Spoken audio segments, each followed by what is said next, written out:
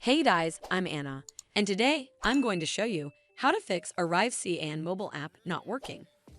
So first of all, you need to make sure you're running the latest version of the app.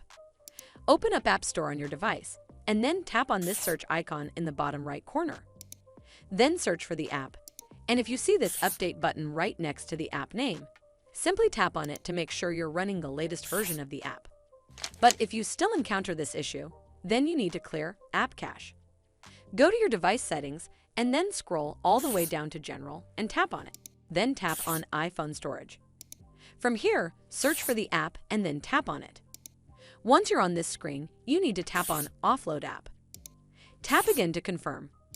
It'll take a bit for processing, and then a reinstall button will show up. Simply tap on it to reinstall the app. This should fix the issue, but if it doesn't, then you need to completely reinstall the app. Follow the on-screen instructions to navigate all the way to the app page. Once you're on this screen, tap on Delete App to uninstall the app from your device. Once uninstalled, you need to open up App Store and then search for the app here. And then click on this Get button to install it back on your device.